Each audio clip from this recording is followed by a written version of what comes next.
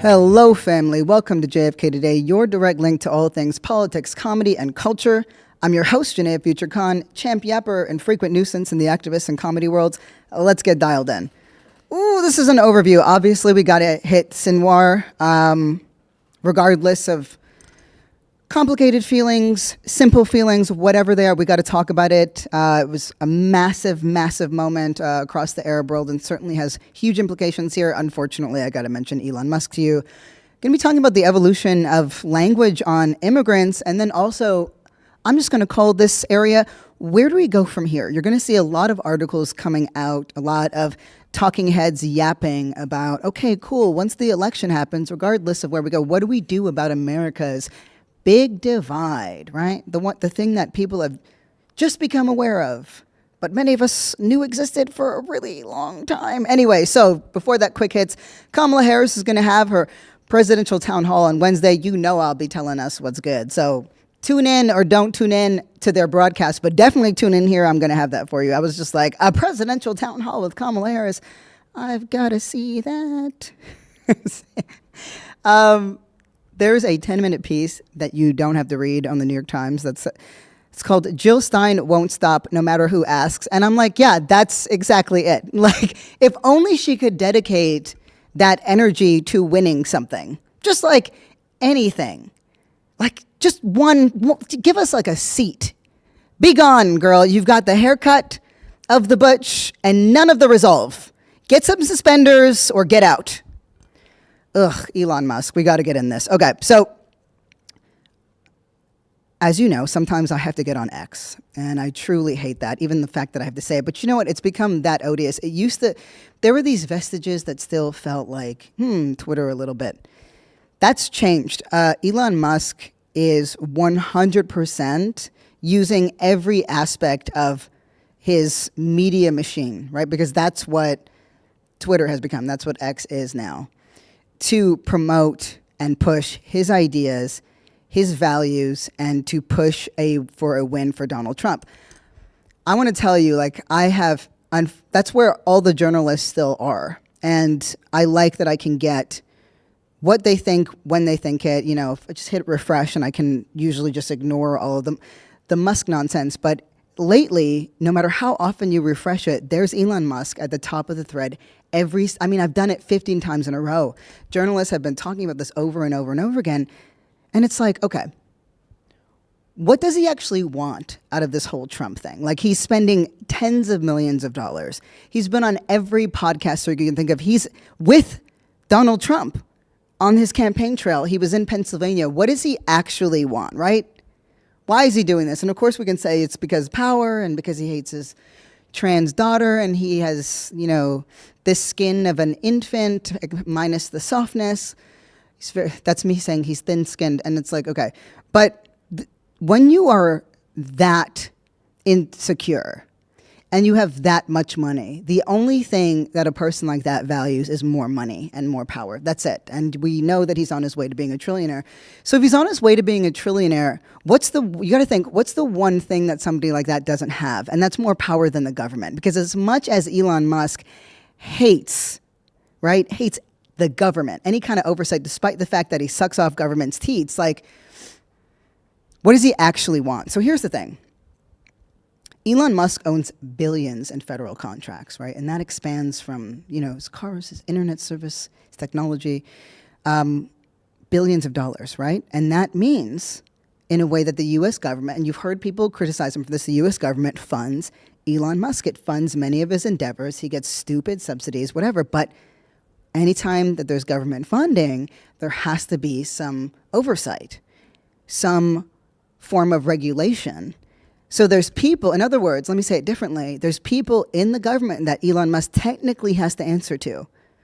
What he wants, right, why he's pushing so hard for Donald Trump, outside of the fact that he's going to win over and, not having to pay taxes. I shouldn't even say win. He'll just keep billions of dollars. And I was listening to him talk on Tucker Carlson's show. I do this so that you don't have to, right? Like, just two dummies, right?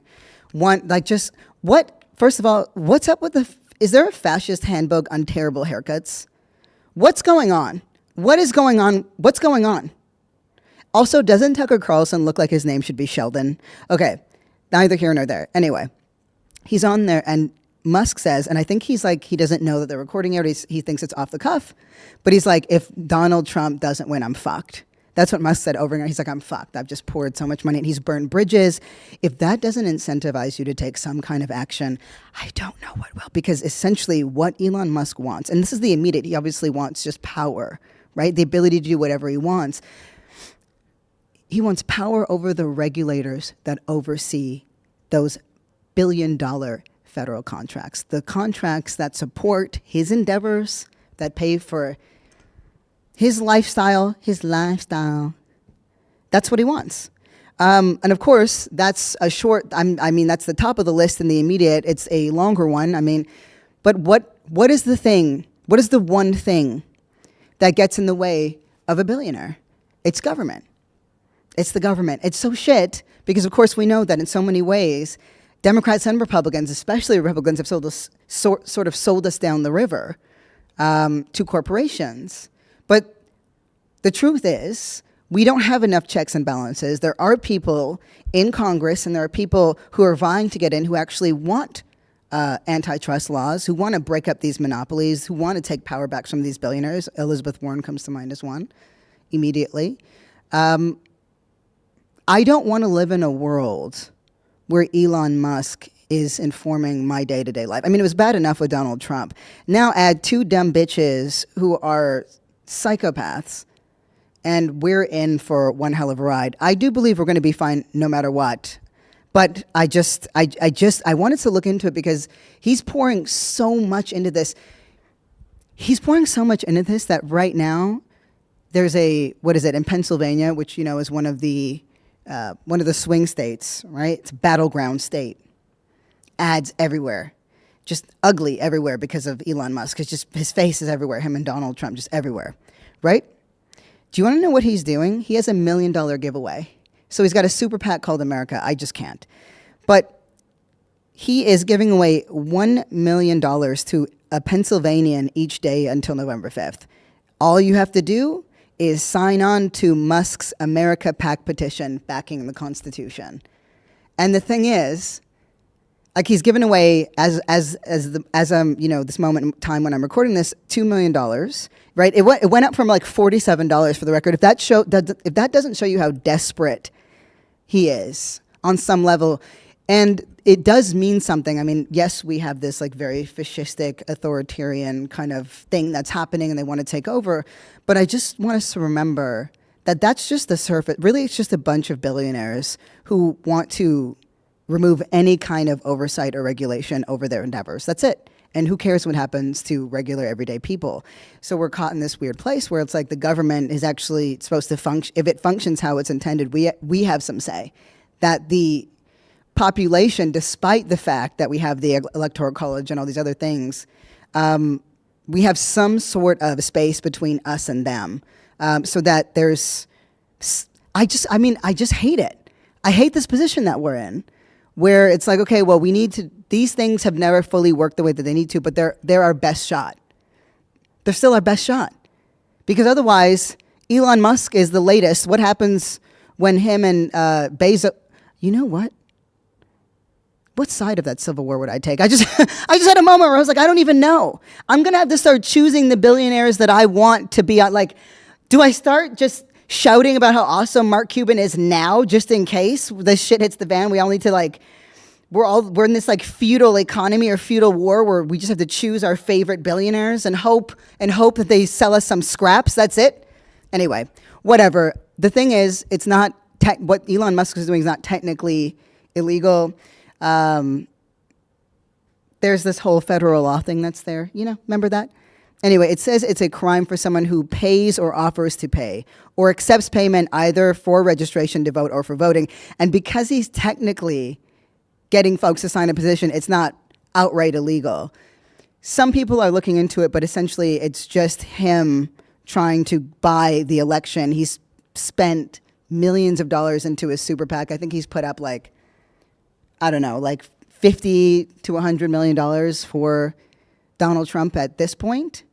And you'd think, well, isn't that nothing for a billionaire? It's funny how like net worth is very, very different from like what you've got in your bank account. Anyway, may we see his demise. Anyway, whatever. Speaking of losers, guess who was in McDonald's the other day? Donald Trump. Ronald McDonald Trump. What a fucking loser.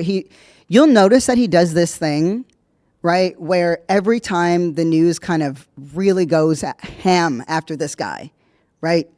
He's like, oh, I got to do something memeable. I got to do something that makes me seem like a human being. In this case, the nugget brain gets into McDonald's, right? And he's shaking up the fries and he's taking pictures like he's serving everybody. There's just one problem. The McDonald's was closed. It was literally closed. There were no customers there. There was nobody there at all, except for the Secret Service and like 3 people who work there. And that's it. Nuggets, just serving nuggets. This is after he called January 6th a day of love. This is after he most recently talked about Arnold Palmer's penis. I'm not joking. I wish I was. Remember, I actually think that there's like serious brain rot. It's happening. He just gets caught saying something especially heinous. In this case, I'm not talking about Arnold Palmer's penis. I'm talking about this, where he said 1/3 of Americans, right, say that immigrants are entering the country illegally today. He said that they're poisoning the blood of our country, right? That's what he says. They're blood poisoning. Now, I need you to think about where that comes from for a second. Do you remember? That's Mein Kampf. That's Hitler. Blood poisoning. Immigrants are poisoning our country, right? That's the thing. And as much as I can't stand Donald Trump, and I can't, a new poll, right? This is from the Public Religion Research Institute, the PRRI. You can find them at prrri.org. This is like, I thought they were all about religion, but they actually do they collect empirical data on like everything, from race to education, whatever. So in this new poll, they revealed that more than 1/3 of Americans agree with Donald Trump's warning that undocumented immigrants in the U.S. are poisoning the blood of America, right? Poisoning the blood of America using Hitler speech and not even really knowing it. So that's 34% of the response to the poll. That's a fair number. They agreed with that statement previously made on the election campaign trail by Donald Trump. And of course, the Biden admin, came out and said that's alarming. This is terrible rhetoric. The fact that it's in there, whatever, it's straight out of Mein Kampf, like this kind of poisoning the blood, it's Nazi rhetoric. And that's the truth. But what do we do with that? What do we do with the fact that a Donald Trump win or a Donald Trump loss doesn't change the fact that more than 34% of people who responded to this poll, and really a larger percentage than we want to admit, agree that immigrants are a problem? What do we do with that? How do we fix that? I sometimes get caught up in this moment where I'm like, man, and I get very overwhelmed. I'm sure you felt that too, where you're like, what could I possibly do? What can we do? For one, I think it's understanding that almost 2/3 of people don't believe that. That's where you got to start, right? We have a tendency on the left to hyperfixate on that 1/3. We're just like, and they tend to be the loudest. They tend to be the loudest. They tend to be online. They're the people who just get up, online or, at a protest and just say the most horrendous shit. And it makes it so that you almost lose faith in people and humanity. You think, okay, well, humans are rotten to the core. I mean, look what we're dealing with on a day-to-day, right? Look at the news. Well, don't. I'll do it for you. But you know what I mean? I feel these things too. But it's interesting how we have this tendency to fixate on that 1/3. And my thing is, rather than simply try to change the opinions of the 1/3, which I don't think is necessarily possible, we have to make them so fucking uncool, so fundamentally uncool, so beyond the pale that nobody wants to hear it. People are just tired of that nonsense. And it might seem so simple, but I'm like, do you think that these people have, and this is rhetorical, right? I'm not saying this to any of you in particular unless it applies. But I'm like, do you think that these people weren't around the whole time? Remember how there was like a civil war here in America? So we're like, hey, we should maybe not shackle and enslave black people. maybe we should try something else. And like, there were a sizable population in this country that's like, no, we should definitely keep slavery 100%. I want to do whatever I want to do. Like, I would just like to never work again. And it's like, they weren't happy then. They're not happy now. But it's, desegregation, none of these, and, that happened. People didn't want that to happen. These were not perfect system changes. They weren't perfect solutions, right? But the thing with people that drives me nuts is that whatever the established norm is, that becomes the norm, and they just go on with it, right? Our job, I think, is to understand where the gaps are and to push them and to fix it. But this is a moment where I'm like, hey, if you're feeling any kind of despair or disillusionment or despondency, that's where I got to come in and say, hey, just take a second, because I found myself fixating on that 1/3 too, and I was like, what do we do? And I started reading all of these, PDFs from a lot of .edus and .orgs trying to figure out how to solve the human dilemma, right? I'm like, what do we do? And then there's so much to say on things like group polarization, which I'll get into in a second. Maybe. It depends. But before I do that, I think I want to tee up something from SNL that has to do with, this whole situation. We're going to move into Sinwar's death, but just put a button in this because I'm going to pull all the strings together. I always do. But I just wanted to hit this. This is, you're about to hear Emil Wakim. He made his debut on SNL alongside Colin Jost. And this is maybe a 1-minute segment from his debut. He's Lebanese and he's Christian. Which is not what you think. I'm like, it's funny because he mentioned the fact that there may be some white people in that SNL audience that were like, whew, Lebanese, I can kind of understand. But why don't we hit that and then break it down a bit. I don't think people are being honest with stuff over there, Like a lot of young people now that are like for like gay rights and women's rights will be like free Palestine, free Gaza. And then people on the other side are being like, oh, gays for Gaza, huh? Oh, go be gay in Gaza. See how they like it over there. That's why we're going over there. Like, as if that's why America goes to war? Because we love women and gay people so much? Like, also, if you want them to be gay, just stop bombing them. Like, they'll get to gay, Like, they're busy. They don't have time to be like, who am I in the deepest parts of my soul? Like, you can't watch your village get blown up and be like, I think I'm bisexual, actually. Like, that's not... Yeah, right? Okay. So I thought he did a phenomenal job. And this is the thing. We have a job to do, right? Regardless of whether you are a teacher, a plumber, a podcaster, a painter, a poet, regardless of whatever your hobbies are, we have a job to do. And whatever it is that you do, we can bring these things to it. And I mean, it's just so, hearing this, right? We've heard this argument before. These like false moralizing, right? Like, yeah, but I mean, if I had somebody say it to me, right? Oh, but must be nice. You couldn't be yourself in Palestine looking the way that you do. And I'm like, that's funny, because when I was out there in 2016, they were fine. I got welcomed into people's homes. They weren't just like, wait, no tits? No tits, no entry. Like, that's just not a thing that happened. For the record, I did not have top surgery at the time, and it doesn't matter because nobody noticed. Like, I had the body of a slip and slide the second I came out in these streets. This kind of thing, I like this because it challenges the ridiculous justification, right? That like, these are demonic, evil people, and therefore, you should be on our side because we support the gays. And it's like, you know that people be gay in Palestine, right? Like, you know that, right? Right? They be gay, they be trans. I met some of them too. Black people in Palestine as well. Where we put our energy and how we think about things is very much an indicator of like who we are and where we're at. But we're falling into these like very serious bubbles. And I don't know that they're like setting us up for success.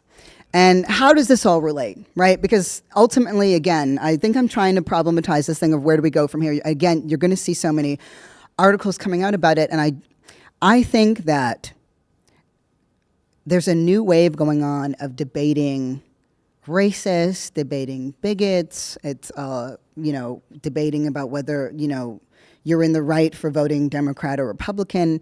And then there's the rest of us sane people that are just like, all of this is shit. Like all of this sucks. And even still, you have to create, and even still, you have to push, and even still, you have to laugh, and you have to write, and you have to seek out some kind of liberation. And I just, this is one of those Sundays where I was like, I am not ready for this podcast. Like, I'm just not, because I'm just too existential at the moment. And I thought, let me just lean into that. Imagine the irony, right? And I've had people say this to me. You would have been stoned in Palestine. And I was like, I did have some weed out there, yes. Thanks so much. But we're in a country, right, America, right now, that is eliminating trans rights, that is rolling back rights on for gay folks, any kind of discrimination protections, any kind of voter rights. They're just rolling back. We're in a country that is trying to push a Christian fundamentalist, theo-fascist agenda that's telling you or me that I should be concerned about homophobes in the Middle East? What? And that's what it's like to be here. That's how ass backwards this is. And I just thought, imagine that there's this kid that's new to SNL and he gets on and he says this on one of the top broadcasts in the world. Imagine if he was like, nah, this is too hard. I can't be doing this. I'm out. Imagine if before, somebody wrote Black Lives Matter on Facebook, because can you believe that happened on Facebook? It's so embarrassing to think about that now. But Alicia wrote that on Facebook. And she said it was a love letter, but it was literally 3 sentences or something like that. But imagine if she hadn't done that, right? I mean, we might have had a cooler name, true. But I was like definitely a Black Panther kid, and I was like, wait, what? Black Lives Matter, I guess. Like, yuck. But I guess they do. But the truth is, like, what it did was it revealed to me in a moment where somebody was, right? Like, could you get behind just even saying Black Lives Matter? When people were fighting about that, it gave me an immediate insight into where they were at. Sometimes it saved me from wasting my time, but other times not. I just want to say that in this moment, I think we have a real choice to make about whether we keep going or not, and how much attention we give to things, or how much we spend looking at our own contradictions. It's very easy to pay attention to the contradictions of people outside, and just remember to live in this world, right? To live in a society like ours is to exist in constant contradiction. I have anti-capitalist values, but I live in a capitalist society. I have to engage in one to survive. So, and part of the reason why I'm bringing up this contradiction is sort of this thing, right? Is because that's what I think about when I think of Yahya Sinwar. That was a man that to me existed in very much a product of, I wouldn't say he existed, he is a product of apartheid. Let me break this down a little bit for those of you who don't know. So Yahya Sinwar is the longest serving leader of Hamas. If you are just becoming aware of him, there's been a huge media battle, a propaganda battle, right? Israel, America, the IDF, the West, essentially trying to portray him, especially in those final images, as a fugitive, as a loser, as somebody who was like hiding in his fatigues.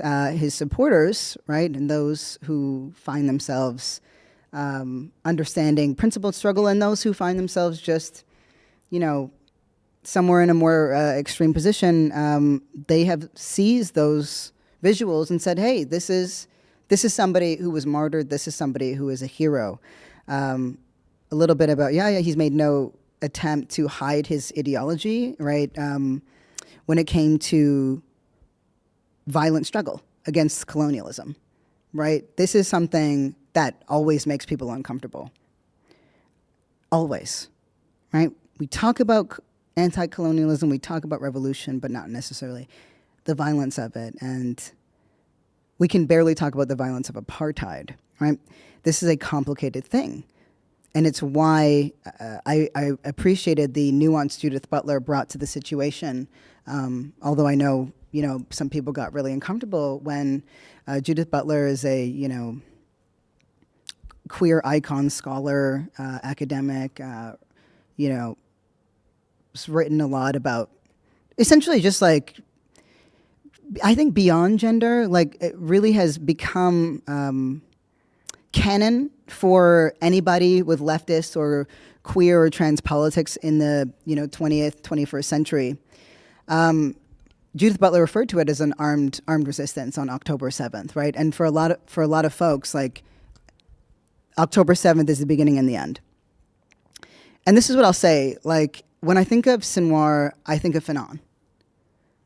I think of Frantz Fanon and his position around armed struggle and the need for it. Sinwar was very transparent.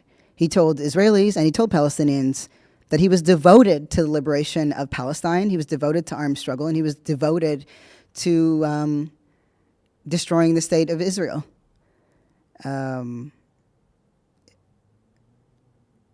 Sometimes October 7th is what that looks like.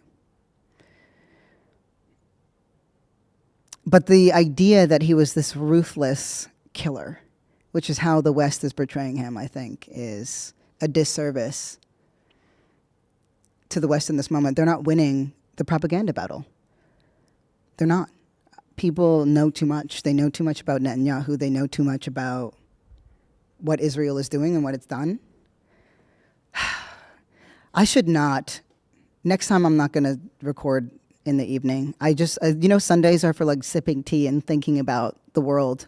I got to pick this up and like make this like lighter, you guys. I'm so sorry. But, I learned about Sinwar's death, like, I think right after the recording schedule. And I've been sitting with it for days. Like, what are my feelings toward this man? Like, how do I actually feel? And like, you have to hold what was best for Palestinians in Palestine and the fact that they haven't had an election in about a decade. And at the same time, when there's a boot on your neck and the world celebrates your murder and there's no accountability, sometimes, like, I can't explain what it means that somebody was out there fighting for Palestine, and that was Sinwar long before I think the rest of the world caught up. I choose to remember him for all the nuance and all the complexities that are born out of colonialism. I choose to remember him as somebody who fought for Palestinian people. And this is me still sitting with what it means as somebody who believes that activism in part is, the only kind of justice is life and quality of life, and what happens when people believe, genuinely believe, that to fight apartheid can be peaceful. I'm sitting with that myself. I'm trying to understand that as somebody who believes that life is I'm like, anyway, I'm throwing my hands up here like everybody can see me. I gotta end on something like lighter, y'all. I'm so sorry. Okay. You know what? This might be a good moment to hit the VMs for that question of the day. Do you have any creative outlets, and how has that affected your activism -- how has your activism impacted your art? How great is it that we just teed up that email clip from SNL? And that's a great question. How has my art impacted my activism? How has my activism impacted my art? I think that activists are artists first and foremost. I didn't know that. I never considered myself a creative, and yeah, it was a moment, like, because really your job is to facilitate spectacle, and so you've got to get people's attention. And I think that some of the most brilliant installations I've seen were actually in protest. That being said, I'm gonna just get into comedy here, because I think there was a little bit of surprise that I got into this, and I'm like, I'm a yapper. I process things quite a bit. I'm a little bit smart. Well, I'm a little smart, but I believe that each of us has an inner dumb bitch. And and both of these things help. The inner dumb bitch is a thing that lets me like know when I'm going off the rails and I'm being too much of a smarty pants. And the smarty pants is the part that grabs me and says, all right, time to get a little serious. I got into comedy because I didn't like where I could see this culture war. And for the record, I don't necessarily believe there's a culture war that exists, but that's another episode. And I thought, I don't want us to be on the outside of it. We are right about everything the left, but we're annoying as hell. And there's a new kind of intolerance that's growing across the left. I want to be really clear. The right side of intolerance is, okay, cool. So we're not going to let blacks into the room. They're not going to be allowed to be educated, and let's throw some Japanese people in some cages and see what happens. That is what intolerance looks like on the right. On the left, intolerance looks like, I'm going to socially destroy this person because they got my pronoun wrong. It looks like, making assumptions about people or whether they can weigh in on matters based on their personal or based on their identity. These are problems. These are very big problems that are happening across the left, but I'm trying to figure out to what extent they're going to impact our ability to win. And I think this election is a lightning rod moment for us. There's going to be many, but, I got into comedy for that reason. And so I'll just say this. When I first got into it, I noticed that the wrong people were laughing a little too hard at my jokes. You know what I'm saying? I was like, I got to fix this up a little bit. And so getting the comedy chops, I read the comedy Bible. I started to, just study comedians, and then it just sort of grew. But I do want us to be able to name those contradictions more and to talk shit. And I think comedy is an invitation to that. So is art. It stops us from being too self-righteous. It stops us from being too clear about who we are. And I'll just end with this. There is a research paper out there that is, where can you find this? Oh, the University of Chicago, the law school. And it's called The Law of Group Polarization. And it's a great paper, but it essentially just breaks down how when we're in a group of people who we believe the same things that we do, we're actually drawn towards the most extreme positions. And when you don't go there naturally, somebody is going to shame you into being there. And it's interesting because that happens across the board. Look at what's that dude who just interviewed Kamala Harris on Fox News, Buyer? Yeah, he's getting skinned alive on Fox News, even though he was kind of like a chump on it, but he was trying to be balanced, even though somebody was in his ear feeding him questions. We actually do the same thing on the right. Again, on the left, again, the implications are totally different, but I invite art because it stops us from taking ourselves too seriously. It stops us from, I think, being curious about people.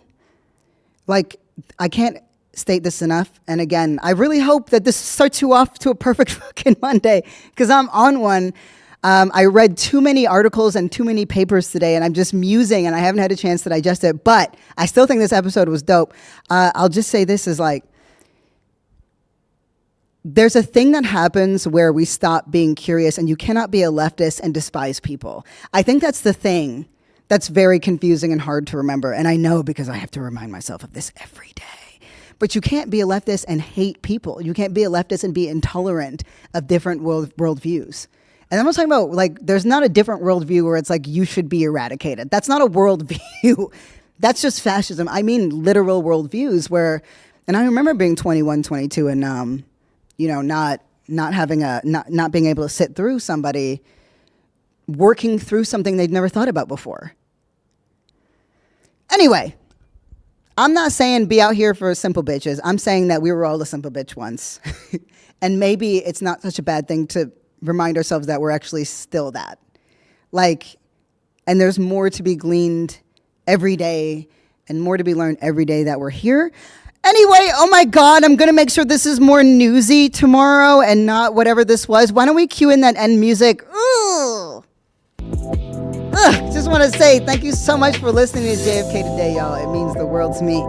The show really is a labor of love. New episodes drop 4 times a week. We're available everywhere podcasts are. I want to hear from you. Drop your voice note or, whatever questions to jfktodayShow@gmail.com. If I have to hear my voice, you do. You have to hear yours.